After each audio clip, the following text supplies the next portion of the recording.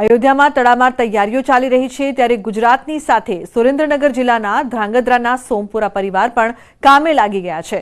અહીં કારીગરો દ્વારા છેલ્લા 7 મહિનાથી રામ મંદિરમાં રંગ મંડપ, પ્રાર્થના કીર્તિ મંડપની મૂર્તિઓ તેમજ સ્તંભ બનાવવાની કામગીરી કરવાનો મોકો મળ્યો છે। ધ્રાંગધ્રા ખાતે રહેતા હિતેશભાઈ સોમપુરા 3 પેઢીથી પથ્થરની મૂર્તિઓ સાથે શિલ્પ સ્થાપત્યના વ્યવસાય સાથે સંકળાયેલા છે। તેઓ અંદાજે 25થી વધુ કારીગરો સાથે છેલ્લા 7 મહિનાથી રામ મંદિરના પ્રાર્થના કીર્તન ખંડ, રંગ મંડપ સહિતની જગ્યાઓમાં મૂર્તિઓનું અને કોતરણીયુક્ત સ્તંભો બનાવવાની કામગીરી કરી રહ્યા છે।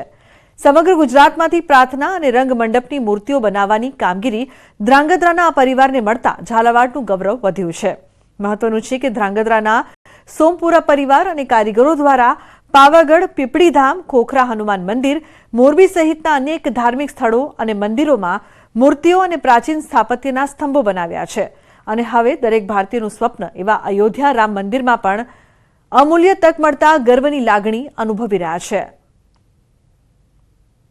અમે પેઢીઓથી આ મૂર્તિકામ કરતા આવ્યા છીએ અને વિશેષ તો એ કે જે રામ મંદિર નિર્માણ થવા જઈ રહ્યું છે કે જે પેઢીઓ વર્ષોથી એનો ઇંતજાર હતો। ગુજરાતના ઘણા સ્થાપત્યોમાં અમે કામ કરેલું છે। અત્યારે અમને અયોધ્યાના આ મોટા રામ મંદિરમાં મોકો મળેલો છે કામ કરવાનો, એના માટે અમને ખૂબ આનંદ છે।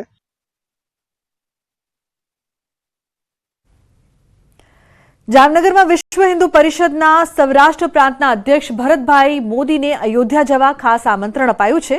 22 જાન્યુઆરી પધારવા માટે ખાસ આમંત્રણ અપાયું છે। શ્રી રામ જન્મભૂમિ તીર્થ ક્ષેત્રની ટીમે આ ખાસ કંકોત્રી આપી છે। વડાપ્રધાન અને ખાસ મહેમાનોની ઉપસ્થિતિમાં જામનગરના ભરતભાઈ મોદીને આ આમંત્રણ આપવામાં આવ્યું છે। અગ્રણી ઉદ્યોગપતિ અને વિશ્વ હિન્દુ પરિષદના પ્રાંત અધ્યક્ષ છે ભરતભાઈ મોદી।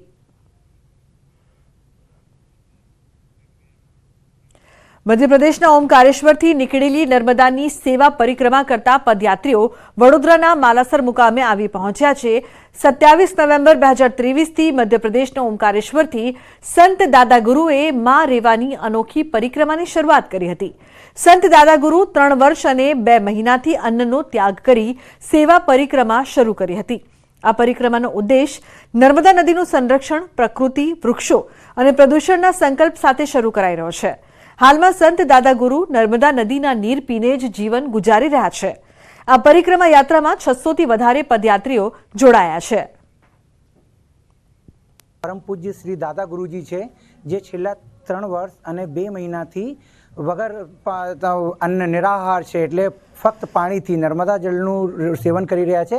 એનાથી એ જીવિત છે અને એમનું મેઇન ઉદ્દેશ જે છે એ આપણા દેશની નદીઓનું સંવર્ધન ન થાય, એનું સંરક્ષણ થાય અને આ પર્વત અને પહાડો અને વૃક્ષો છે એનું બચાવ માટે એ નીકળ્યા છે।